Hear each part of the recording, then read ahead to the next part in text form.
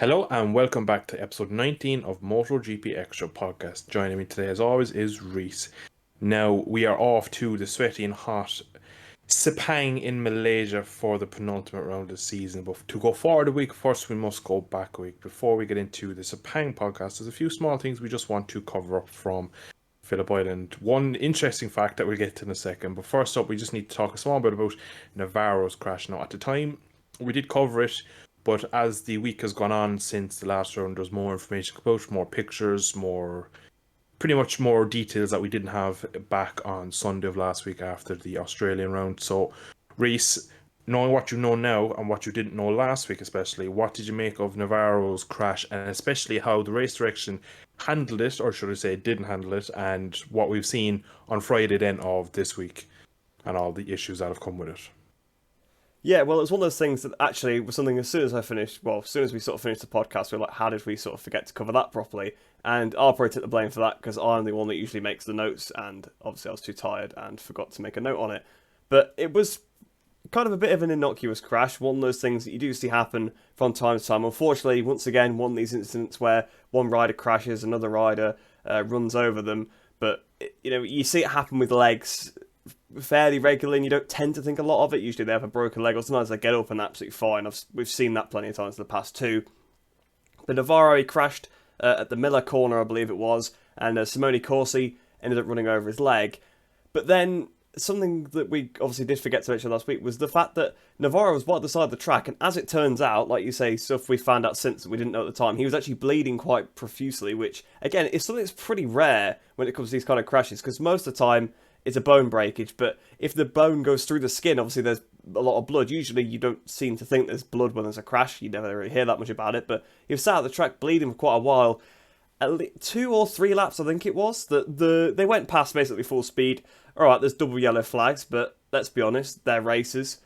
All they take from that is, I'll get a penalty if I overtake. They don't actually think to slow down, because, again, you can't expect them to. They're on track trying to race. I know the yellow flag technically means slow down and prepared to stop, but they just know you get a penalty if you overtake, so don't do that. They don't really probably even think about, it's unsafe to pass. They just think, I don't want a penalty, so they don't bother with it. But Navarro was sat by the side of the track for, at least 2 or 3 laps. They were going past at full speed, clearly in a lot of discomfort and distress as well, obviously with, I think it was believed at one point that he severed his artery, but I think that's not the case, it seems to have turned out, which is good, because you can die in a couple of minutes from that, so I suppose it does make sense that didn't happen, because it still took him a while to get to him, so he could have been in a bit of a bad way. But again, just as we've had so many times now, they're just so reluctant to throw any kind of red flag. I guess they just don't want the TV schedules to go out of sync. That seems to be their main motivation behind it. MotoGP's got to be like 2 o'clock on the dot in Europe. I think that's when they always go off every weekend. They want it to be that if possible. And, when you've got a rider sat at the side of the track, he wasn't very far from the track, at a corner where it's very easy to crash, whether you're pushing or not. Like I said, they haven't particularly slowed down, so yes, there's no overtakes, but to be honest, majority of crashes don't happen during an overtake. They just happen when you're riding round, because it's very easy to fall off when you're on the limit like they are. So very easily, a rider could have crashed, hit Navarro, hit one of the marshals that were attending to him. Really dangerous situation. It continues this trend where it's happened. I mean, it happens with the weather too, like in not Mandalika, in Thailand, they definitely should have red flagged it earlier than they did. They let them go out in way too dangerous conditions where, fortunately, there was no bad accident, but I believe someone did crash on the straight at one point, and, they could have been easily hit, but fortunately there was no incidents like that actually in that race. But it was so invisible in a couple of places. I saw a couple of riders where it's like, it's lucky they didn't get hit. I think Bobier probably a good example, because he sort of slid off he was fortunately towards the front of the pack, but if he was more mid-pack, could easily have been clipped. And then, it's not MotoGP, but World Superbikes yesterday, we had Mercado sat at the side of the track being attended to for quite a while. 1 or 2 laps again, the riders coming past at full speed. No red flags thrown there. We've seen it other times in the past as well, where they've taken too long to throw a red flag. I know, you don't want to throw one too quickly. Give them 3/4 of a lap, because maybe the rider's a little bit winded, but then they get up about 30 seconds later and they can walk off. No point red flagging the race when they're actually gone by the time the leaders come round, fair enough. But if they're going to come round while there's still being stuff done, just bring the red flag out. I mean, yeah, okay, if they're just walking away still and they're right near the barrier, you don't need to red flag that, I suppose, because they are heading away. But when there's riders still being attended to by the side of the track, just it's not good enough. And again, the stewards just seem to be failing with this. Well, race direction, I suppose, is more in this case rather than the stewards, to be fair. But the race direction just, yeah, they need to sort their act out in both championships. It has been widely reported, well, that the marshals tried their best to get the red flag up, but basically they couldn't force it. There was a few shots of a couple of marshals basically simulating a flag waving, as in they wanted it to be red flagged, but they couldn't, for whatever reason. They were overruled, or they couldn't get communication through the race direction. Now, just to clean it up, if you might see some pictures, you will see Navarro on the inside of Siberia, which is turn 6. He collides with Corsi on the exit of Miller Corner and ends up there. So the crash actually happens before. A lot of people were wondering how exactly it happened. So he ends up traveling along the ground and then into that kind of nearly corner entrance on the grass. So horrible incident, and again, it just seems like that's what their main concern is, that we can't red flag it, we can't have any delays, we have to start on the button, and that's just not right at all. It's just we'd all rather see a red flag maybe be a little bit too lead or too strict, you could say, than be the other way around. We look at red flags in F1 and the safety car, the VSC, they seem a lot more on point. You rarely look in Formula 1 and go, oh, well, geez, that's terrible, they should have done that. Bar, of course, Suzuka, where they had the track on track. The best example. That's probably one of the worst things they've done in a long time, but they're usually pretty good compared to the GP and Superbike, as you mentioned, in Argentina. But also, moving on to later in the weekend. At the end of the weekend, we didn't have one track limit warning in any of the races in Phillip Island. Now, it's only a small stat, Reese threw into the notes. Pretty cool, though. But if you think about it, track limits around there was grass. It kind of gives you the impression that if you had grass instead of AstroTurf, we wouldn't be talking about, oh, well, he touched the paint, or he did that, he did this. So, no, there's another podcast worth of arguing there whether every track should have grass on the outside or should it be AstroTurf paint. But the fact there was no track limit warnings at a track that obviously you can extend that shows that if it's grass, they won't use it. If it's green paint, they'll find a way to just push the limits. But we are now going to move on to Moto 3 in Sepang. We've had some weather all weekend. Temperatures have been through the roof, really humid, riders struggling, teams struggling, commentators are probably struggling in the heat. So we jump into Moto 3 now. It initially broke up to a group of about 6. It was kind of going from 4 to 6 to 8, and then back to 6, then back to 8, until Nepa crashed. To take us through the opening 5 or 6 laps race of the Moto 3 race. Well, I suppose it looked like it was going to be a bit more of an all-star Moto3 race. Obviously, we had a lot of races this season where Guevara in particular has pulled away a bit. We had a bit more of a classic one at Phillip Island with a bit of a bigger lead group. And it looked like initially that's how this race was going to start. And then Stefano Nepa crashed at the hairpin. I don't know which quarter number it is. Is it like turn 11? Turn 9. Okay. He crashed in the middle of the pack. The pack did so well to avoid him, by the way, especially Yamanaka. I don't know if you haven't seen the how close the avoidance from Yamanaka was, go look on his Twitter because he's posted a video himself of how he threaded the needle between Nepa and his bike. He managed to slip through there because it was just going to be so tight he couldn't get round otherwise. So he just managed to thread the needle, so it's perfect there from Yamanaka. But that broke up the pack quite a lot. That shoved like Guevara back, Foggia back. So for a while we had a bit of a smaller group. But then slowly that was kind of brought back together. But there was just, your usual, I say usual suspects. Dennis Onchu wasn't there. Munoz was there till he fell off at the same corner a few laps later.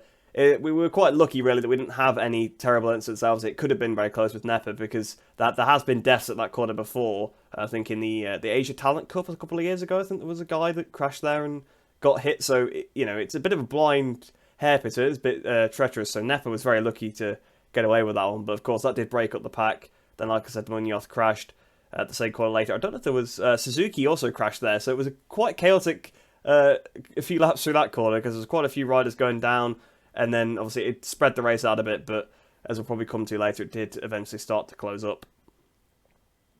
Yeah, as you mentioned, it slowly came back together. Now, like I said at the start, there was a couple of groups kind of yo-yoing back and forth. At one point, it looked like 4 riders were going to make the break. Then there was a 6.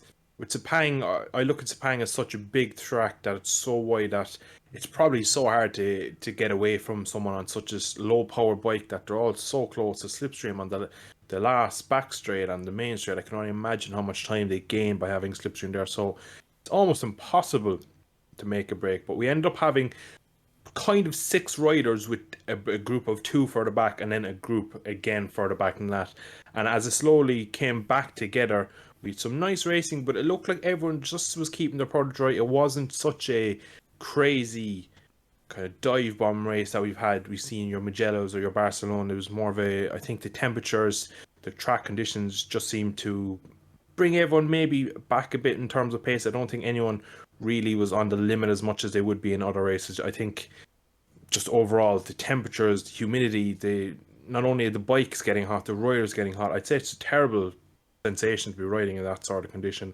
But as the race went on, it did slowly break into a group of 6 until we had a big issue, or big moment, should I say, from Guevara when he was behind Sasaki. Reese, run us through exactly what you made of it and what exactly happened at the end of, I think, lap 13, I believe. Well, you've done well to remember the lap number, because I wouldn't... I believe, I could be wrong, Well, I'll believe you anyway, because I don't have a clue. I would have just said, at some point in the race, this thing happened. But yeah, obviously, you get this in Moto3. A lot of them, they're all running so close. You don't see incidents like this a lot, but I mean, you get the closeness quite a bit. And it looked like Sasaki probably just missed a gear or something coming out the last corner, because Guevara just suddenly sort of closed right to the back of him on the exit of the corner, hit him. And how he stayed on, I have no idea. Sort of like lost the front, went on the grass. The grass was wet, bear in mind, because it had rained earlier on and it was drying up. And then there's a pit wall right there, so he managed to just keep it up on the grass. Then on there's a little bit of tarmac, so he got to turn a bit more, and then a bit more grass, so that he just managed to keep out the pit wall. And then obviously that was the end of his race, really, because he lost quite a bit of time. And I think it shook him up as well, because yeah, he lost a couple of seconds, as you would with that. But then he dropped back a few more seconds later on the lap, so I think he was probably a bit shook up. Perhaps he was still trying to make sure the brake pads were fine, because, I mean, I know they kind of stopped the knockbacks now, from the tank slappers a little bit. They've got some tech, but it still happens, and with a moment like that with contact, that's definitely a recipe for brake pushback, so perhaps he was being a little bit careful after that, but it was a scary little incident. Fortunately, getting away with it, but I believe it was this track. We've seen people cartwheel up the straight before from contact, so I think in the 250 race back in the day, I think it was like Simoncelli and was it like Barbara or like Toth or somebody like that. I can't remember exactly who the guy that ended up cartwheeling was, but it was I'm sure that happened in a 250 race at this track a long time ago. So yeah, very, very lucky there for Guevara. Again, I mean, it kind of highlights his skill. I mean, I know there's a bit of luck involved when it comes to this kind of stuff, but you always see the best riders, whenever they end up on the grass or whatever, they always stay on. We've seen it with Jonathan Rea before when he's been sent on the grass, Marquez. All the best riders, when something ends up and they go off the actual track, they still somehow manage to keep the bike upright. And Sasaki as well is also lucky to not crash in that incident. I mean, I know rear wheel usually wins when there's contact, but rear wheel does sometimes lose. He did lose a little bit of time because he probably had to slow down, but he did stay with the lead group. Yeah, and it was scary at the moment because it happened so quickly. It's just one of those things that you don't actually think about until something like this happens. All the riders are so close. They have so much trust that the rider in front is going to get out of the corner so well, so consistently. There will be no rear end slides, there will be no missed gears, there will be no power drops, there will be nothing. And they just trust that lap after lap, corner after corner, they're going to not collide with each other. And when we see a collision, we're like, oh, geez, he was reckless, he was over the limit. And you go, well, he did the previous 311 corners and God knows how many gear changes perfectly and no one else hit him. So you need to be thinking how consistent and how quick these are. So when you have moments like this, you just really go, Jesus, that was lucky. It didn't get worse. And again, great riding from Guevara to stay on a wet track. I'd say when he came back on as well, he probably had some very, very second-hand tyres that were already worn. They're probably covering in God knows what after being through the mud and the water of the last corner. So it was scary, but I'm glad he stayed on because, geez, again, in the group, you never know what can happen. It would be terrible after winning the title last summer to have a terrible incident here. But we got away with it, thankfully. But that brought the gap down, or brought it up at the front. It just had to roll off for Sasaki. Of course, Guevara went back to about P10, and we were left then with pretty much 5 riders. We had the Sasaki, John McPhee, we had Foggia and Garcia and Messia. Now, Messia was leading for most of it. He was quick. Dennis Foggia looked like he was back to his best. You never really know what Sasaki's going to do. We were all kind of unsure. Did he have damage? John McPhee came from 22nd on the grid, so nobody thought he'd win it or get on the podium. We all thought that he'd probably just round off P5, P6. But the last lap was such a great scrap. I haven't seen close racing between that many bikes in so long. It just was so tight. There was so many different lines. And of course, the guy that nobody thought would win it did win it. What did you make of the last lap, and especially that last sector where there was just 4 riders side by side, 4 different lines, and somehow they made it through cleanly? I don't know. Well, I've got to say, yeah, it was one of the best battles I've seen in Moto3 for a long time because it's so clean, and you kind of expect this because if you look at the riders that are involved in this battle, McPhee, Sasaki, Foggia, Macias, Garcia. All right, I was going to say they're all very experienced. Garcia's not super experienced, but he's been in Moto3 for a few years, and we've mentioned previously in this season how good he is with his his knife point precision. Like when he's passed Foggia back in Argentina at the inside into penultimate turn, how aggressive he could be in clean. So to be fair, you've got a group of pretty experienced Moto3 riders that know exactly how to pass on these bikes, and that's why you got such good passes, such clean passes. You didn't have the likes of Munoz hitting people out the way or Onshu hitting people out the way. You had just proper clean scraps. Messia, he was at the back of the group, then he led, then he was back to the back of the group again, and McPhee came up the inside through those penultimate couple of turns. To be honest, I assume he probably saw what Messia did a few corners before, went up the inside of everybody and thought, right, they all go wide, I'll cut up the inside. Through the penultimate turn, the famous Rossi Marquez corner, as people probably know it as. Up the inside goes McPhee, up into the lead. But then coming out of there, if you took a tight line, you lose your drive. That's why everybody went wide, because everybody wanted to make sure they had the drive, because usually it's not worth making a pass. But the thing is, because McPhee passed 4 people, he was always going to sort of win out to some extent, because he was going to gain at least 1 place from it. But then did some pretty good defending, sort of went really defensive down the straight.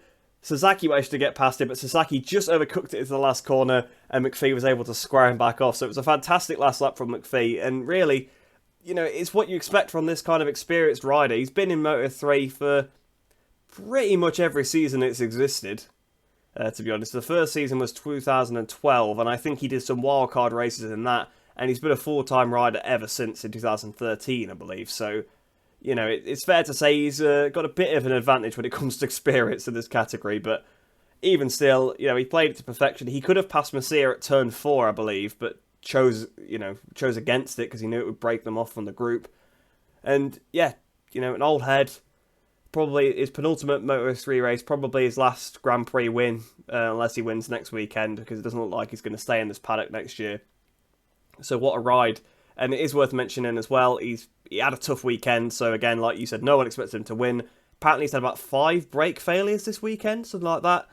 And, his crew chief is also the guy that attacked Tom Booth Amos, so that tells you probably a little bit why his performance has not been so good this year, because I don't think the relationship is great. Sounds like they finally changed some stuff that he did suggesting all year, and he wins the race, so it's just, I just thought I'd get that one out there, but it was a great battle overall, but even better from McPhee because he played it perfectly.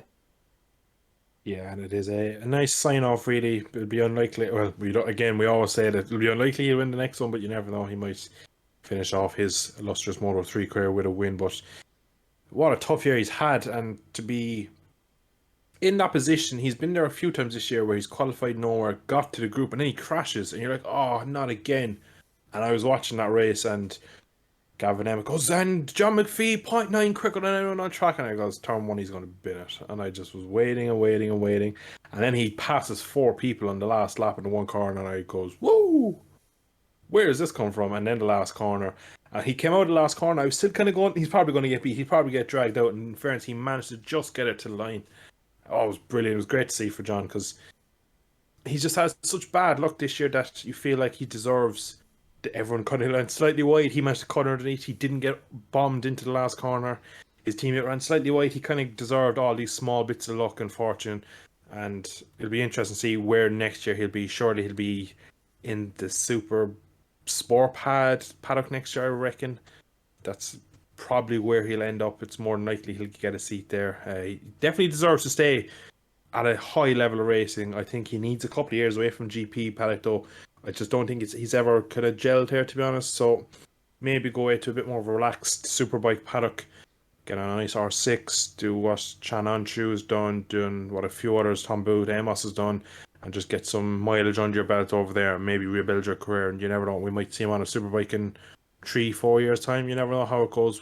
He just needs to get out of this paddock. So in a way, I'm kind of glad that he's hitting the age of it now, because for a couple of years now he's gone from average team to average team, and each time you're like, oh, and then he got the Max Racing one, and you were taught that finally he's got his team. It's like Sam Lowe's and Mark VDS, he has the team now, he's no excuse, and it's just been just like a sham really for him, and it's just not really worked, and he's been mistreated. He's gotten, from what I understand, he has been getting like used parts from Sasaki's site, and they've been causing some mechanical issues, and that's why he's having so many brake failures, breakdowns and all sorts. So it's just a bad situation, and I'm glad for John's sake that we should see him definitely in a Superbike paddock next year at some point.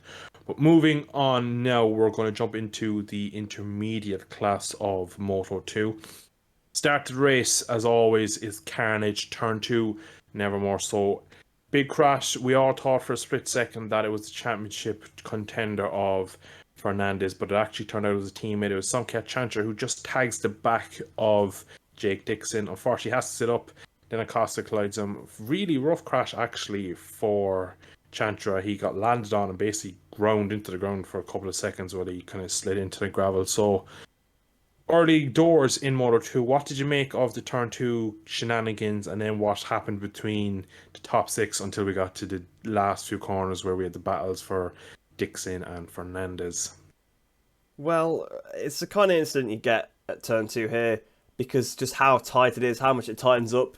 Yeah, Chantra just almost hit the back of Dixon, had to pick up the bike, and then I think it was Lopez that actually hit into the back of Chantra, and then after that knocked him off, and then unfortunately Acosta got caught up. Canet as well had to go wide. He had to pick the bike up and go wide, which obviously ruined his race from a front row start.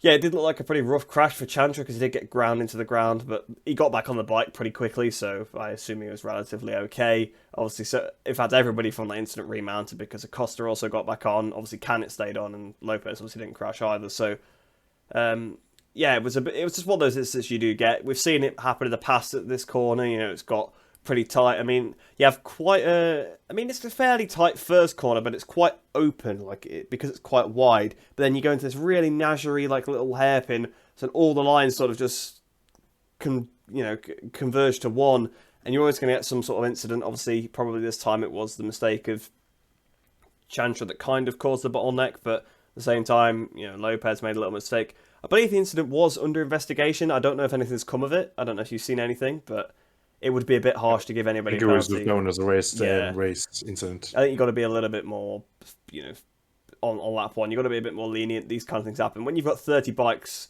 streaming into a really tight corner like that, there's going to be some collisions. And again, it wasn't really the fault of anybody, because it's not like Chantra came steaming in and just smashed into the back of Dixon and fell off, or it's not like Lopez went smashed into the side of Chantra. Just very small touches, but because they happen so quickly, sometimes you just have the crashes. But obviously, moving on from that, you had your sort of front group pulling away a little bit. I think you had, obviously, Agora was second, Arbolino was leading, which, another good weekend for Arbolino. Obviously, we'll come on to him later, but Arbolino was leading, Agora second, Dixon was third for a brief period of time, I believe, but then he seemed to get passed by both Gonzalez and Lopez pretty quickly. Lopez sort of passed him off camera, and he'd lost a lot of time, so it does make me wonder whether Dixon maybe ran wide, and it was never caught on camera, because he was third, then all of a sudden he was fourth with a fairly big gap in front of him. Then Gonzalez passed him, and got to say to Manu Gonzalez, I haven't made any notes about him here actually, so I'll mention it here. What a weekend it's been for him. I've been watching him over the course of the season, because he always impressed me quite a lot in World Supersport, so I've been interested to see how he's got on, even though he's been pretty low-key most of the season. He's had some good rides, but the last couple of weekends, he seemed to really, start to move a bit. And that's probably because he's at a bit more of an advantage now. It's tracks where a lot of the other riders also haven't gone to before. He's been to Phillip Island in the past, I would have. Actually, has he been to Phillip? He probably has been to Phillip Island when he was in the 300s, but not for a while, but he would never have been to Malaysia, I don't believe. So that probably would have been a new track to him. And obviously, again, for a lot of the paddock as well, because, or at least on Moto2 bikes, it's new for a lot of them. So it levels the playing field out, and he had a great weekend. But of course, yeah, he went past Jake Dixon, and then it was Fernandez onto the back of Dixon. But I suppose we'll talk about their battle in a minute. Yeah, so we're at probably the midpoint in the race where it was quite a... Oh, I don't want to use the word boring, because watching these guys on the limit, you can never say it's boring, but it was a... Standard Moto2 race, maybe you'd say. Yeah, exactly. It was methodical, standard. Everyone was keeping their powder dry. Everyone was making sure that they were there for when it counted. And when we got to the last, maybe we'd say third of the race, then they were just turning the wick up, turning the heat up. And we saw a few riders make mistakes. We saw a few riders flourish. And we had a lovely battle. Quite aggressive, but for the neutral, like myself, it was a good battle to watch. Augusto Fernandez, Jake Dixon. Reese has been getting into arguments on Twitter about it. We'll talk to that later. And yeah, what did you make of the moves from both of them? Because they both had aggressive moves. Now, I believe completely fair. But overall, what did you make of the battle? And how do you find anyone crossed the line, or do you think it was all fair, love and war?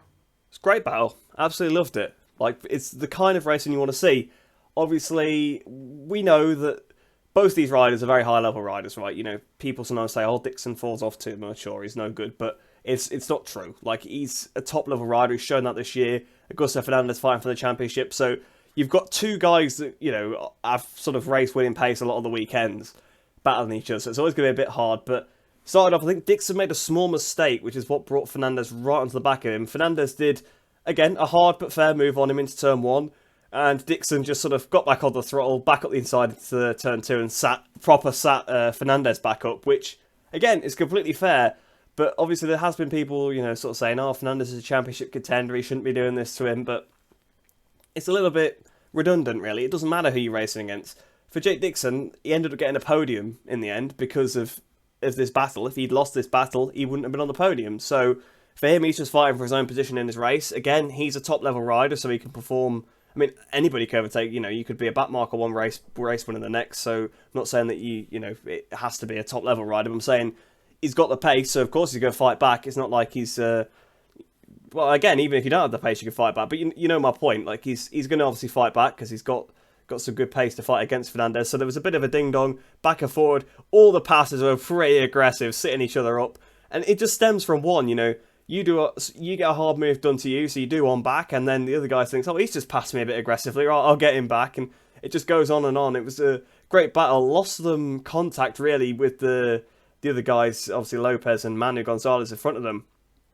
But to be fair, once Dixon had won that battle, he cleared off pretty quickly, which again shows that he probably was just, you know, a bit unfortunate to get attacked in the first place, and they sort of tripped over each other, because he very quickly caught Gonzalez, passed him, and almost caught up to Lopez as well. So overall, it's a great battle. Obviously, as a Brit, it's nice to see a Brit come out on top, but even if, you know, if it wasn't, it's a great battle, proper hard racing. And Fernandez, I don't think is very happy about it. Dixon sort of went to shake his hand on the cooldown lap, and Fernandez didn't really want to. He kind of begrudgingly did in the end, but I think that was more of, this guy is not going to go away, is he, till I shake his hand back? Because he was like just putting his thought to him and like sticking his hand out to shake. It was like obviously saying something to him. So he probably just, I think he just did it in the end to get rid of him. But yeah, Fernandez didn't seem too happy about that. And yeah, while I can understand that, because you probably think when you fight for the championship, why is this guy battling me so aggressively? He started it in the first place anyway. So he's got nobody but himself to blame, and some great racing, which, to be fair, you don't see a lot in Moto2. Sometimes they just pass, you know, and that's it, you're gone. Because usually it's a big tyre offset because someone's tyres have gone off the cliff. But to be fair, proper good battle. Yeah, and there's a bit of a stigma around battling a championship leader. We've seen it in GP with the Pecco, really, people, his teammates, his Ducati stablemates, will say, battling him, and people going, oh, you can't battle him, he's in for the title. Every race is a race. They're there to do one thing only, and get to the line at the end as fast as possible. Everything in between is... Now, I do understand that if you're coming up to someone who rides the same bike as you, that's in the championship fight, you give him a couple of yards more space. You don't try a ridiculous move that you try on someone and you're trying to get into the points or trying to get a top 10. You can't do that in Or Moto 2. Everybody's on a Calyx. Well, that's true too. But when you actually approach a championship rival or someone who's leading championship or close, you can't just go, well, oh, he's leading, I can't pass this guy, he's not my fight. Every race, they're out for themselves. So people saying that, oh, well, Dixon should have given him more respect, he's a championship. That doesn't matter. Dixon is there for his own future, for his own career. If Dixon, whether he would have got the podium on merit, if we'll talk in a minute who crashed, I don't know, because I do believe he did lose a lot of time to Lopez. And in the end, he caught Gonzalez like 1.1 on one lap. He caught him over a second and passed him into the last corner. So it looked like Dixon had some serious pace, but all that messing around fighting with him did lose him a bit of time. But they're there to race. There's none of this carry on that, oh, he's a championship leader now, I need to give him more space. You don't aim to take anyone out. The exact same as throwing your approach any of the top 3 or 4 in the championship that are battling. You don't go in there thinking, oh, well, I'm going to take this guy out. But at the same time, they have to battle. Their goal is to get to the front. Now, I will say in the last round of the year, when it does actually affect the championship on the race, you might want to be a bit different depending on where your loyalty is and where you're being paid from. But that's a total different situation. That's a one-off, very unique situation. But moving forward now, I'm going to put my hand over my eyes. Oyagora, I'm not very happy. What was he doing? Reese, why did he do it? Why did he have to go for it?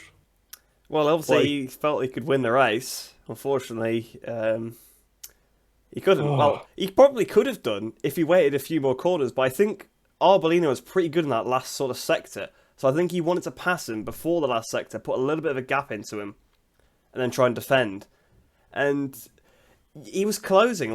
There was a decent enough gap, sort of starting the penultimate lap, and you're like, Arbolino's got this one. Because they'd been kind of going toe-to-toe all race. Obviously, Arbolino had led from the start, like we mentioned before. Agora did catch up to the back of Arbolino, then passed Arbolino, then tried to put a really good lap in to break Arbolino, sort of failed to do that, and then ran wide and lost a load of time. So, obviously, Agora felt that he could beat Arbolino. He felt he was quicker, but unfortunately, he made one mistake there, and then that was it. You thought, oh, that was it over. But then on the last lap, he put a good lap in because he caught right up to him. And he was definitely within range to make a pass, maybe a couple of corners later, but he was a little bit too far away to pass into the corner that he tried, and he sent it anyway, because we were kind of cutting between sort of Dixon sort of passing, Fernandez trying to pass Manu Gonzalez. Dixon was a little bit up the road trying to catch Lopez at this point, of course, and then that lead battle, so it kind of kept swapping. One was on the small screen, one was on the big screen, and then it sort of cut to Agora's up the inside, absolutely sliding the rear in, and then he just tucks the front because he's too wide, and down he goes. I guess he was just trying to make it stick. I mean, really, they had such a big lead. They had about 7 seconds of lead. He probably should have realised once he was running wide that he should have just picked the bike up. Even if that meant going on the grass, you're still going to finish second place because you got such a big lead. So, yeah, it was... It's a clumsy. It's an unlike eye error, really. I think we were saying coming into this that he's got the cool head and he's got the experience around Sepang and the Asia Talent Cup, and he's raced in these places before in the Asia Talent Cup, so he knows greasy tracks. He's gonna have an advantage over Fernandez, and that was certainly true because he was on pole position. He was fighting for the race win, whereas Fernandez was battling with Jake Dixon a bit further down the order for most of the race. And yeah, he went for the pass. Wasn't really on, he was a bit too far away, and unfortunately he didn't really abort. He tried to get a bit greedy and stick it down, and greasy track, lost the front, and yeah, that was a pretty big error because he'd have had a pretty big championship lead, like going into the last round. It would have been pretty healthy, and 13.5 points would have been the lead. Which is a nice lead to have. That's like a 5th place. Well, I mean, yeah, it's still not the easiest position, especially in Moto 2, but that means if your rival wins, you can finish 5th and still win, I believe. So, yeah, that would have been a healthy lead, and now he's trailing by 9 points, I think. So, yeah, that was probably the biggest mistake of Ayagora's career there. Yeah, pretty nail on the head there with the biggest mistake was. I've never seen him make any mistake of any magnitude that badly. It was so overzealous. It was so miscalculated. It was rash. It was no need for it. No, of course, it's very easy for me to say it when I'm watching the TV and every couple of seconds they flash up, oh, he's 13 and a half points ahead now. He'll only need to finish this place in this plough to get here and get that. It's all been given to me by the algorithm and the TV, whereas he's riding the bike in God knows what temperatures over there. So maybe a bit heat stroke or something. I'm kind of fetching at straws here because I don't know what it caused. It was such an uncharacteristic mistake from Iagora, and he's now 9.5 points down the championship. I genuinely don't know if he can do that in one race. Like, if he went in 13.5 points ahead, I would have bet the mortgage on he would have won the world title. I would have been fairly sure that he would have been able to do enough, regardless of what Fernandez's pace was like. He would have been able to kind of come home ahead of the Canis, the Dixons, maybe follow a Lopez home, and then get a podium championship done. Whereas now he needs to go on the attack, and we're going to Spain, Augusto in Spain. It's going to be tough. Like, that's such a lot of points, and you think, all right, 25 for win, 20 for second. That's 5 points. So if Igor wins it, 25 points. Augusto needs third. But if he finishes like if Igor finishes fourth, then it starts to get like 2 points between each position. So then he'd like need to be hardly be like 10th to make up that sort of margin of points. So it's kind of forcing Igor to have to win now in Valencia, and he'll need Augusto to have another one of these mediocre weekends where he's P6, P5 to guarantee it. So honestly, now I think, to be honest, bar a mistake from either of them, it's Augusto's now at this point, which is a shame because over the whole year, Iagora, in my opinion, has been quicker, more consistent, and deserved it more. But this was the mistakes of all mistakes to end the championship, and it's probably 75%, 25% now to Fernandez in his favour. So really, really disappointing, and just not needed. I don't know what he was thinking. He's so calm. I'd never put it down to him to make that sort of mistake, and here we are. But we are going to move on now from poor little Iagora's mistake to someone who had a brilliant race, won his third race of the season.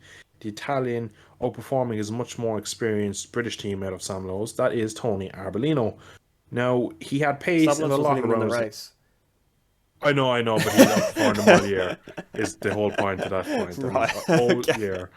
So, good point there. Sam Lowe's pulled out on Friday with injury. He was unfit. But my point was he outperformed him all year long. He's ahead of him in the championship. So, thanks for pointing that out, Reece. We're glad to get on the same page there. But what did you make of Tony Arbolino's overall race pace today and his kind of a season, really? Because we've probably not given him as much time on the podcast this year. We've only talked about him in maybe Mugello when he took his teammate out, and a few other times when he won. But he's had a really good year this year on a competitive Calyx. I'm going to slightly disagree, I think. Oh, okay. Because not about the dominating his teammate. I agree with you on that point. His season's That's a pretty been... open and shut case, that. Although his teammate hasn't been at half the races, but That's his teammate's fault. Yeah, I know. But even still, right? Yes, he's won 3 races, and he seems to be coming into a bit of a purple patch now. I'll give him that, because the last few rounds he's been pretty decent. Obviously, he won back in Thailand. He's won here, and his other win came at America. So 3 tracks where the conditions on the tarmac were a little bit dodgy. So it seems to be that he works very well in those conditions. And it probably seems a bit harsh to say a guy that's won 3 races has not done that well. But then he's been nowhere in every other race that he hasn't won. That's my sort of point. Because, yes, again, he's beaten his teammates. You've got a really competitive teammate. But you're on a championship caliber bike. Right? You've beat your teammate, but your teammate spent half the time on the gravel. So that's why you've beat him.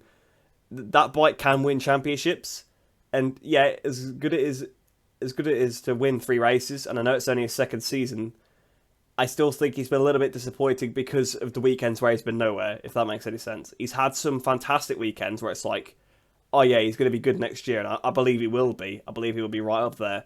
But for me, I've been a bit disappointed with the weekends where, he's been nowhere, like absolutely nowhere. As he's seen him come through Q1 a few times, I think, as well. Obviously, like you do mention Magello, I mean, that was a bit of a poor weekend for him. He started off all right, then he knocked his teammate off, and then he sort of struggled for pace anyway. So it was a little bit silly again. That's another thing that's a bit disappointing. It's like, that was really unnecessary, especially against your own teammate. So, not a terrible season, don't get me wrong. I'm not sitting here and slating it completely, but because of the races where he's not been anywhere, it's been a bit disappointing. Almost like Fodger to me in Moto3. Yes, he's won a few races, but overall you would say Fodger's season's been disappointing because he's also had so many races where he's been nowhere. And I know that expectations between the two is not the same, but for me, it's great that he's won 3 races and I'm happy for him because he's a nice guy and I actually do like him. But he's also had a lot of weekends where he's not been anywhere. But like I was saying, purple patch for him. Last 3 rounds, he's been pretty strong. So if you can end off the season on a high, I see no reason why he couldn't go into next season as a potential title candidate. Just to kind of, give context to basically his season. He's 4th in the championship as of Sepang, the penultimate round. He is 78 points off Fernandez, 20 points off Aaron Kennett in 3rd. So it's actually not as bad as I thought, to be fair. He could, if things fall his way, he could end up 3rd in the championship with 3 race wins. In his second year, we look at Vietti, who crashed again today, and we thought, for me this year, I thought he would be a dark horse. He'd win a few. Basically, Vietti's season, who he's now ahead of, Arbolino was ahead of Vietti, someone who led the championship up until Sachsenring, Assen time, I believe it was, when Fernandez took the lead. And we were banging on all year of how good he is, brilliant in his second year in the class. And we look at Arbolino, and now, he's ahead of him. He's won nearly as many races as him. So, overall, he probably hasn't made as many headlines, but the fact he's won 3 difficult races, I think it shows that maybe next year we definitely know who the lead rider on that team is, and I reckon we'll see a lot more race wins. Now, I do agree consistency is key in any championship, and if we take away some of them crashes, give him maybe 10-15 points for them, he'd probably be not too far behind Iagora in second. So I think his pace is there, it just needs to be more of the full product. But good to see finally we disagree on something, because we do agree a lot on things. But we're going to move on now to the MotoGP class, and the championship's getting hot in this, just like the Sepang weather. Great start by the championship rivals. Pecco Bagnaia must have jumped to start. I cannot understand how he got such a good start. The onboard literally looks like he's playing the game, and the AI just don't move. It's so good to watch. There is footage out there of his online of his onboard, and it's like he's on a GP bike versus Moto2 bikes. It's just, he makes up so much ground, and the initial launch is so good that he has a small run, then to do Paddy's power kicks in, and then he just has such a good run. Then brakes even later, then over that outbreaks Marcus into turn 1, into P2. Of course, Fabio also managed to do an amazing start on the Yamaha, got up into the top 5 early on. What did you make of the opening 4 or 5 laps where we had some big movers from the championship rivals? Well, I think they've both proven why they're the two that are in contention, to be fair, because they both had pretty bad Saturdays. Obviously, Bagnaia was 9th place, Fabio was 12th. So, either way, pretty bad for both of them. Obviously, that's still slightly better for Bagnaia because he's on the momentum and he's in front of the guy he has to beat. But I actually missed Bagnaia's start the first time because I was watching Fabio. I wanted to see what Fabio was doing. And he, similarly to Bagnaia, risked it on the brakes because his initial start wasn't great. It's not like he made a mistake, just it's the Yamaha, so of course it's going to get a bit swamped on a long run to turn 1. But he risked a lot. He really did into that turn 1 to pass a lot of riders, and fair play to the guy because he did a really good job. And then I looked up and I was like, Pecco's second? I was like, how has he done that? And then fortunately they should have replayed. But yeah, you make a good point. Pecco's start, like the MotoGP game, perhaps you've been watching your videos for tips and tricks that you do there. And yeah, he got a great start. Obviously then the Ducati power takes over a bit, again, like you say. And Bagnaia's biggest strength is the brakes. So he outbrakes everyone into turn 1, and all of a sudden he's up to 2nd position. So both championship rivals up into the top 5 immediately. Quattararo had to muscle his way past Morbidelli, his teammate, who we'll probably come to a little bit later actually. but he had to muscle his way past his teammate. Then he had to pass Marc Marquez, and then they were running second and fourth places, the two championship rivals, which, to be fair, considering they started 9th and 12th, it's pretty good considering this has been a season where it's been particularly difficult to overtake. So I've just got to say, like I said about a minute ago, this is why those two are the two that are in contention, because they have a little bit of something else compared to the rest of the field, shall we say, just in terms of talent, really, because there's about 1 million Ducatis out there. There's 4 Yamahas that are usually at the back of the field. So again, I mean, I'm not saying that how much they have over their respective manufacturers is equal, don't get me wrong, but I'm just saying that either way, out of the manufacturers, you can see why they're the top two, and just their race starts alone, and that doesn't even start to cover the rest of the race. Yeah, and it's just like you said, it just shows why they're the main two in the championship, why we're coming into Valencia. There's a race win, or less than a race win between them. They've taken most of the wins this year. They've taken nearly all the headlines. It just is, they've been brilliant this year. They've had their mistakes. They've had their issues with bikes. They've had lots of crashes, which is unusual for the two top men in the championship. You don't really associate crashing, but they've just pushed each other so hard this year. And we're going into a final round where we're going to have a brilliant scrap between, hopefully, the two of them, and it'll probably go down to the wire. Now, who will win it, we'll get to that later, but early in the race, Jorge Martin got the whole shot just about from Pecco. Put his head down, said after the Phillip Island race, probably his post-race interview, he said that he actually has a habit of using not enough tyre, probably the opposite to most people, that towards the end of the race he usually has a bit more tyre, and he actually ends the race with tyre left on the back of his GP22. So today his plan was to go early, use a bit more, and see what happens towards the end, if he completely shredded it, or if he's just better on tyres than he actually believes himself he is. Unfortunately, he didn't make it to the end. He crashed out of turn 5. Quick crash, made mincemeat of the GP22.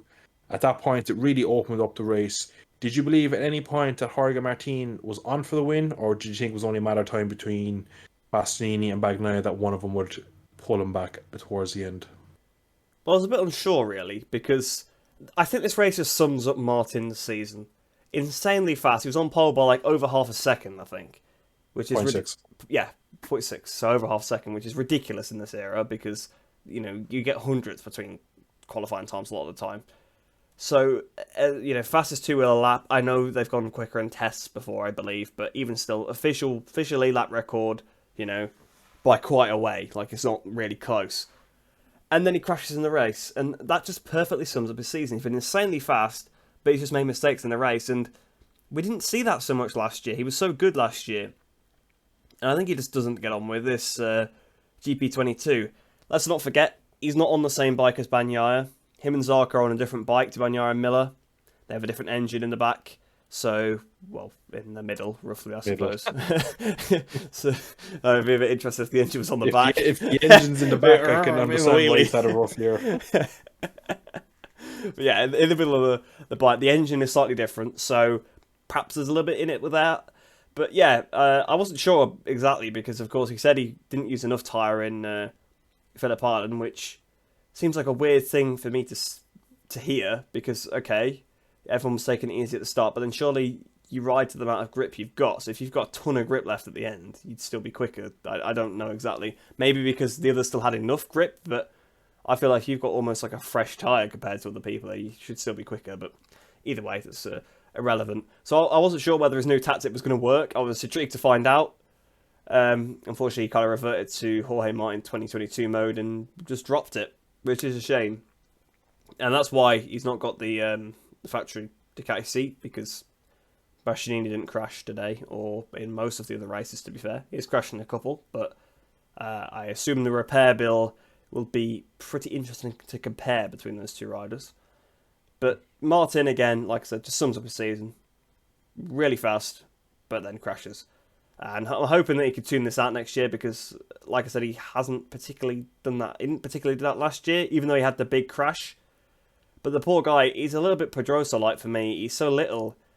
Whenever he crashes, he does get hurt. Fortunately, it seems like he's not this time, but he just needs to be careful. And he always seems to fall off in the most unopportune times, and I hope he could improve next year. I hope that this doesn't, get to him too much, and hopefully he just resets over the winter, because he's insanely fast, like we see. He just needs to try and find that consistency that he once had. Yeah, and I actually got a bit of slack back when the Ducati second seat was up, when Jack Miller was kind of confirmed that he was leaving, and I was always leaning left with Jorge Martin, and I got a bit of slack about it, saying that, well, kind of after that Bastianini had been announced, and after Jorge Martin had another crash and Bastianini had won, and then people were kind of going to me, well, do you still think Martin deserves it more? And I was at times like, no, well, on current basis, no, on this season, on the current bikes, Bastianini's done a lot more this year, and I would expect him to be a pain in everyone's ass next year. He's going to be so quick. If he gets some sort of stability in qualifying, which he might do in a factory team, he's going to be so hard to beat in so many races next year. Never mind Pecco trying to beat him. Fabio, no matter how good that Yamaha is next year, I was going to say the Suzuki riders, but they'll be on the job seekers allowance. And of course, the other Hondas are going to be trying to read data from markets and understand how they're going faster. So next year, you could really stake a claim that Bastianini might go in. I kind of look at this year the same as last year, where regardless if Fabio or Pecco wins this championship, last year Fabio won it, but everyone was like, oh, but Pecco next year is going to absolutely Marc Marquez 2019, Rossi 2005, completely dominate the year, no question, game over, we shouldn't even turn up, he's going to win. And now it looks like he is going to win, but nowhere near as dominant as we expected when he was 91 points down after Sachsenring. So I have a feeling it could be, maybe a lot of people could be tipping Bastianini next year. We could be going, well, he's beaten him this year on the satellite bike. He looks like a couple of times this year. I reckon he could have beat him today. I reckon he could have beat him in Misano. But a couple of times where he kind of just held out.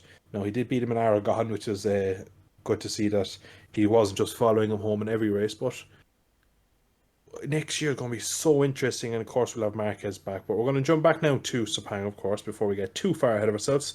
And a shout out to one of my favourite riders on the grid. He's had a torrential downpour of bad luck this year, between coming back from injury, having a poor Yamaha underneath him, and just not having any form.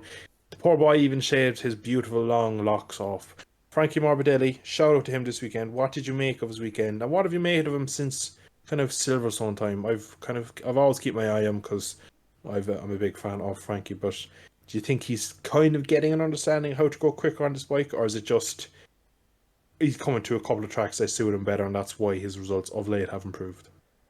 I'm not sure, to be honest, because we've come to tracks where he should have done well, like Misano, if you're saying that's tracks he knows and that he should suit, and he was still nowhere there. So I think he is turning a corner now. I think he did say after the summer break, he's going to stop trying to change the bike towards him. He's going to start changing himself towards the bike, which, yeah, when there's another guy already winning on it, is usually the way to go, because they're not going to change the development when they're not the lead rider. So that's positive signs to hear. And yeah, the first time I really noticed that he was doing decently was probably back in Chang. Really, obviously he managed to beat Quartararo in that race, even though it was wet conditions. But he looked pretty good most of the weekend. I think he was looking okay. He's looked okay in a few sessions the second half of the season, which is a bit more like his second half of the season last year. Obviously, he had the injury, he came back from it, and yeah, alright, he wasn't performing in the races, but you'd see him pop up in an FP2, right up there, probably in front of Quartararo or something like that, but then he wouldn't put it together and qualify on the race. And then this year, he's not been good in any session, virtually. He's been pretty abysmal the whole time. I don't think that's unfair to say. But then, yeah, the second half of the season, he's been there. But a couple of weekends where he's perhaps been up there in FP4, but then hasn't managed to qualify. And this weekend, he managed to qualify. He managed to qualify well. Unfortunately, he got in loads of people's way previously, so had a double long lap penalty to serve. So that was a shame. It really was a shame, because he clearly had good pace this weekend. Now, don't get me wrong. Yes, he out-qualified Quartararo. Yes, he beat him in a few free practice sessions. But no, he didn't have Quartararo's pace this weekend. That was seen, in the race by how much he was behind him at the end. Yes, sure, he had his double long laps, but he was a lot more than 6 seconds behind at the end. Let's put it that way. So Definitely a corner turned, because double long lap to 10th place, when 10th place would be like his best result anyway. I know he has finished higher than that in some races, but in a normal dry race where there's no weird conditions, it's probably about his best finish. And he had a double long lap on top of that. I think he's definitely turned a corner. We'll have to see how he gets on in Valencia, because he had an okay weekend there last year, although he did get beat by Rossi, so maybe not as okay as it sounds. But Rossi was actually pretty on it that weekend. I think he just put the last little bit of effort he could into that weekend. So we'll have to see how Morbidelli gets on. I wanted to give him a shout out because I think he's actually done pretty well this weekend. Aside from getting in people's way, he did a pretty good job. And also, how did he get a penalty for that on Aleix Espargaro? In what world's that a penalty? Because I'm pretty sure that's more of a penalty than Nakagami got for taking out half the grid at Catalonia. I know it wasn't half the grid, but you know. And that's... Yeah, and that's an equivalent penalty to what Alex Marquez got for sending Jack Miller to the Shadow Realm from about 500 metres behind at the last round. Whereas Morbidelli made an aggressive pass, but the other guy didn't even go offline. So, I don't know. Again, I think that's... Aleix was a championship contender. I think that's why he got the penalty, to be honest. If there's anybody else, he wouldn't have done. I mean, Aleix got along that penalty in Chang for completely ramming Binder off the track, which is a much more egregious thing to do. Fabio got along that penalty for knocking Aleix into the gravel, but apparently you touch someone and they don't even go offline. That's also a penalty on the last lap of a race. Yeah, I don't know, but yeah, enough about that. I think overall, good weekend for Morbidelli, to be fair, and hopefully he can build on it, and hopefully he can actually be up there a bit next year, because otherwise it's just a waste of a seat, isn't it? Because if he continues like he has this year, then I know they're trying to honour the contract, but they really could have got somebody better if he performs like this again. We'll start off with the incident in the penultimate corner. Two lines merging into one, but I've only seen it now. I must say, I've only seen it from the gyrocam of Aleix's bike. It looks like Frankie slightly understeers, maybe has a moment on the front, has to pick it up and just slightly drifts into his line now with the contact because they're going so quick. It looks quite bad. It's borderline whether it's a penalty or not. Now, the issue with the other penalties you mentioned is that they're not harsh enough with them penalties, so when there's an incident like this where it's marginal, you end up getting the same thing. So he might as well absolutely clean them out of it and send them Rossi Marquez style, and he probably would have got the same penalty, whereas as making an attempt at a pass, making a minor mistake, running slightly wide into his pass, small bit of contact, and you still get the same. So the issue isn't the incident, it's the rule book, and the way to give out penalties at the moment is inconsistent, and it's seen as like there's a threshold. If you make this mistake to that mistake, it's too wide at the moment. You need more penalties and a smaller threshold to give more accuracy and more fairness, really, to be brutally honest. They're just not doing a great job this year. They haven't done the last couple of years, but that's again maybe a post-season podcast we could have. But judging his actual pace, he did well in qualifying. It's a shame he had the two long lap penalties, and of course they were his own doing. But if he could have stayed in behind Fabio, could he maybe have gotten P4, P5 if his pace was that good? I don't know if he would have been able to overtake Marquez with the Suzuki of Mir before he crashed. Got ahead of him. It's all up in the air with Binder, with Miller caught him, who came from P21 back to P6 after a qualifying crash. So quick shout out from Miller after an unfortunate couple of runs from after some brilliant form. But you just don't know when he drops back and gets the penalty. You just don't know. It kind of just starts to blur the waters and just everything gets a bit confusing. So, like you said, though, going forward, I really hope Morbidelli gets his mojo back, because it is a waste of a seat. You could argue Toprak should be there at the moment. You could probably get some Moto2 rider to come up, that'd be quicker at the moment, but I believe Frankie Morbidelli's ceiling is high enough that he will perform high enough again on that bike, I hope, touch wood, and that we can see him back on the podium, getting good qualifying, maybe winning races and challenging for championships like he did in 2020. Now we're going to go to his teammate, Fabio Quartararo. Crashed on Saturday, a contusion in his third finger, I think, on his left hand. Bit of an up and down weekend. Got to the race. Of course, we talked about his unbelievable start, and he made it all the way back to 1.2 seconds back from Bastianini and the last lap. Podium, first time since Austria, I believe. What a weekend from him. Where's this sort of pace come from? It's weird. It's so strange because every time we've like, oh, he's come to a track where he's going to get dominated, especially when he's qualified 12th, you're like, oh, he's going to be nowhere. He's put on the box, he's got second place at Mugello, second place at Austria, third place here. It's strange. It's really strange. Then the tracks where you've expected him to go well, he crashed at Assen, he had the long laps at Silverstone, that's what kind of did him, and then he picked a tyre choice to try and compensate that, and it didn't work. So he didn't do too well there. He fell off in Australia as well. So all the tracks where you expect him to do well, he doesn't. And the tracks where you expect him to struggle, he does well.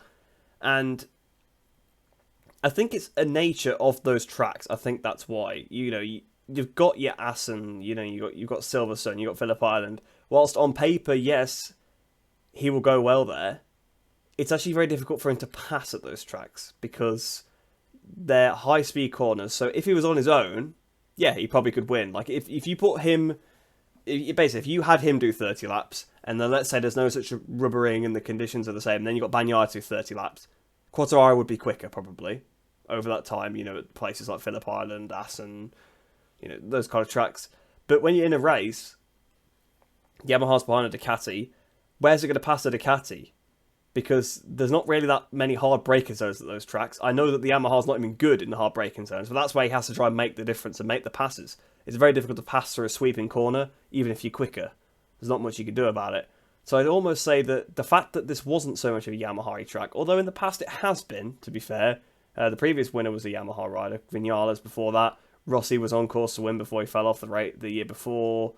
Like the 17 race. Oh, that was wet, wasn't it? That was the Lorenzo Map 8 race. But yeah, it was. It's not the track where you expected to do well. But again, he just pulls it out. Broke a finger, like you say, on top of that. So he must have been in a lot of pain. Started for 12th on the grid.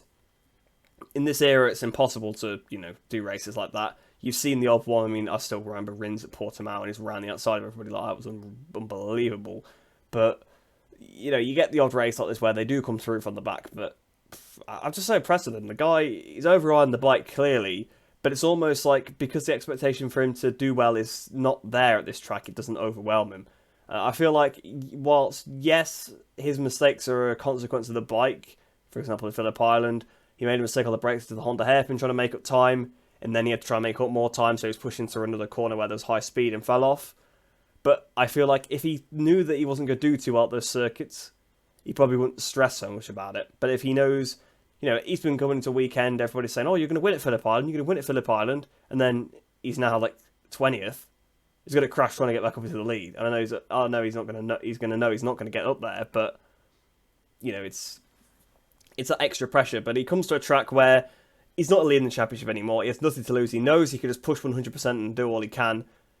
And he doesn't get stuck behind people. He managed to get into cleanish air. And you know what? He didn't overheat his front and fall off. So fair play to Fabio because, again, dragging that dog up to a position it shouldn't be in. Well, yeah, Morbidelli was a bit stronger. Perhaps the Yamaha was a little bit better at this track than people expected. But even still, no one had him down as a podium threat, that's for sure, especially after Saturday. Yeah, he really came out fighting, and he did say before the weekend that pressure's off me, I'm going to just go full attack mode. And maybe that's what we saw today, just absolutely 100% for 20 laps. And that is his limit, and in fairness, he did a brilliant race today. Is it enough to bring it to Valencia? Yes. Is it enough to win it? We'll get to that in a minute, but we're going to move on now to the Bastianini-Bagnaia scrap. That raged on ever since Jorge Martin crashed out on lap 7. And when they got together, Bastianini was pretty close to Bagnaia. Sat there, had a look in many different places, eventually made the pass. What did you think at that point when Bastianini had passed Bagnaia? Did you think Bagnaia would falter? Because then he looked a bit wild. It reminded me straight away of Le Mans, where he got out of shape, he was offline, he was looking immediately to fight back. The Rossi kind of mantra of strike back, don't let him get in the rhythm. And did you think that Bagnaia would actually be able to re-overtake him? Would he just shut up shop? P2 it is, 20 points, see you in Valencia. Well, my first thought was the same as yours. I thought exactly this is Le Mans again, because he did the same thing. He got overtaken, he started running wide, making mistakes. I mean, there was the double rights where all three championship contenders crashed this weekend. Obviously, Aleix, Bagnaia and Quartararo, where Quartararo broke his finger. There's bumps there. And on one lap when he'd just been overtaken, don't know if it was a lap he had been overtaken or whether it was the next one, he went in there with a little bit too much speed. I thought he's going to fold the front here because he was still trying to pull it down. Now, he ran a little bit wide through the first part, which saved him. But if he tried to carry that speed all the way through the second, I have no doubt he would have crashed. No doubt at all. So, good job for him. He did run a bit wide. Perhaps he thought better of it. Thought, right, I better pick up here instead of trying to carry the speed through this corner because I'll crash. But yeah, I didn't think he'd get back in front at all. Because usually when Bastianini overtakes, that's it, Bastianini's overtaken. But I think this did happen at Aragon as well. Bastianini tried to lead, ran a bit wide. Now, that, of course, that's not Bagnaia retaking the position. That's obviously Bastianini making a mistake, but it's still similar. And I've got to say, yeah, I didn't expect him to re-overtake him at all. I thought that was it. I thought he was going to make mistakes. I thought he was going to crash, like I said. But to be fair, Bagnaia got back in front of him. And then, obviously they had the tense last lap. It showed all the Ducati boards. Gigi was walking up and down between Grassini and his team. And, he was obviously trying to, be like, don't do anything stupid. And it came down to that last lap. Bastianini just closed in on Bagnaia because Bagnaia had a bit of a gap before that, to be fair.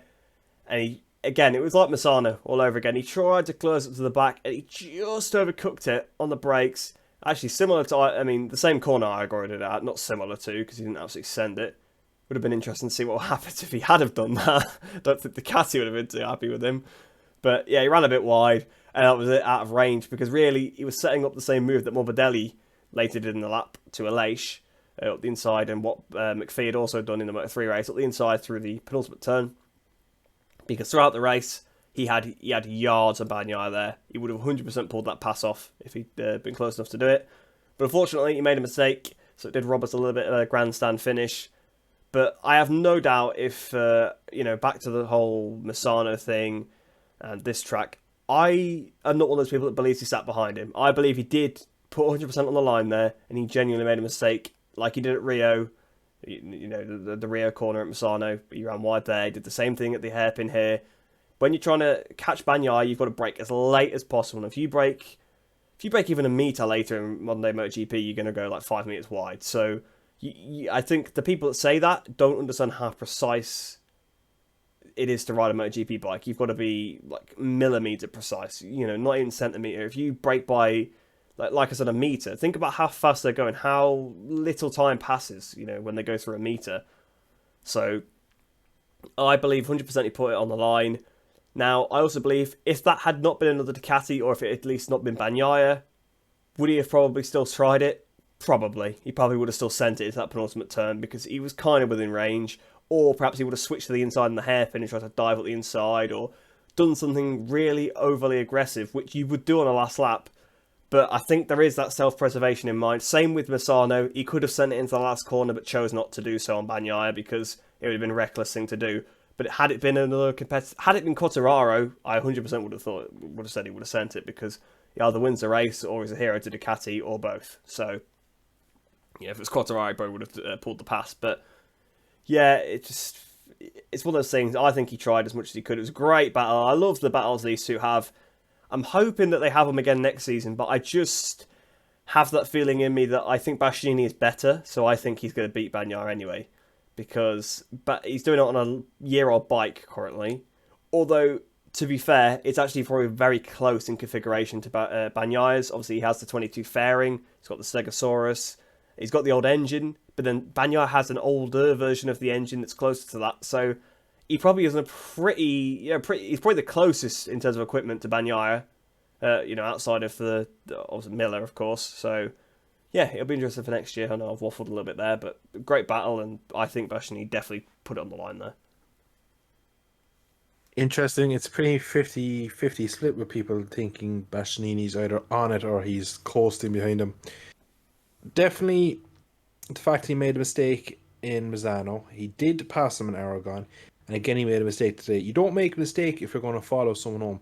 If you're following someone home, you want to make it as well known as... You want people to be able to go, he's following him. You want to Marc Marquez Valencia 2015, where you're sitting on his back wheel, almost protecting him. And you don't really get that with the couple of instances we've had with Bastianini. He's been too on edge, we could probably say. He makes the move, Also, today when he passed him, he dropped his pace down by about 4 seconds. He slowed it right down, so not really sure 4 why. seconds. Yeah, at one point he did a 2 minute 7 lap time, and of course Jorge Martin did a 57. So that's 10 seconds slower than. Wow. So I never they realised were that. going when he went past him. He dropped the overall race pace by 2 seconds. That was kind of the reason Fabio started to catch up so quickly, and then of course when they started battling, Fabio took more time out, and then eventually Fabio kind of got to them when the race was over. But he slowed the pace right down. Now whether he was doing something malicious and trying to bag Nye into Fabio, or I don't know. Maybe he has his own alternative meaning for this championship and wants to see a different result. But the fact he slowed the pace right down, he basically did as Lewis Hamilton in Abu Dhabi that year, where he just broke his legs. He got parked it in the middle of the corner, and then got a good exit out and just parked it again. And he kept doing it for a couple of laps. Eventually, Pecco made the pass again and instantly took like 3 seconds back off his lap time, and Bastianini responded. So it's a weird one. I'm not really sure why. Nobody questioned Bastianini afterwards about it. He said he had a good race, a good battle, but nobody asked him how come his pace dropped that much when he was in front of him. So it is an interesting one. Something we might actually have to maybe address next week or in 2 weeks' time on the Valencia if there's anything comes out. A lot of time we were actually talking about this after the last podcast, that we do the podcast within 5 hours of the race finishing nearly every week, and that actually sometimes hinders us in getting the up-to-date information. There's nearly every week where we do a podcast and the following Monday morning just some news come out that we didn't have yesterday, so the podcast can slightly be outdated by the time it goes out. But that is just modern day sport and media. It's a bit hard to get everything always up to date, so we're probably going to cover last week's stuff we missed on the start of next week as well as we did this week, just because I think it feels like during the week stories slowly start to seep out that we're kind of missing just because of the time frame. But I want one word answer: is the championship over? Yes or no? Yep. Simple as that. Have you any fear that Pecco could bottle it? You don't need to give one answer for that. That can be a more flush. Actually, let me give a sentence this time. We are getting up there with the time, so I see why. Yeah. To be honest, I could 100% see Bagnaia crashing. It's the fact I can't see Quartararo winning. That's why. Because even if Bagnaia crashes, Quartararo has to win the race. So, while yes, I actually see it as not likely. I think he will finish, but it's a scenario that I could definitely envisage. I could see Bagnaia crashing. I could also see Quartararo crashing, to be fair. But the one thing I can't see happening is Quartararo winning at Valencia, unless it's a strange race. Now, that doesn't mean that Marquez might not skittle out 5 Ducatis and it could happen, but it's one of those things. Yeah, for me, championship is over and there is no chance of Valencia. 23 points is the gap at the moment. It will be one of those mysterious races if somehow Fabio comes out with it as championship. Now I'm going to touch wood that there's no mechanicals for either rider. Touch wood that there's no rider taken out. So Fabio's not taken out, Pecco's not taken out. Have a clean race. If one makes a mistake, that's on them, but I don't want it to be settled by a Ducati engine blowing up after a 20 race season or a Yamaha getting lost on track like it has a couple of times in the last couple of years. So we're going to leave it there. 1 round left to go. 2 championships to decide. 2 of them slightly favouring one rider is probably fair to say. Join us in 2 weeks' time where we'll have the Valencian GP. We won't be as tired because it'll be back on our time zone. And we will have the final race. We'll have our 3 champions. And we'll end off the season with a good podcast. Thanks for tuning in today. See you in the next one.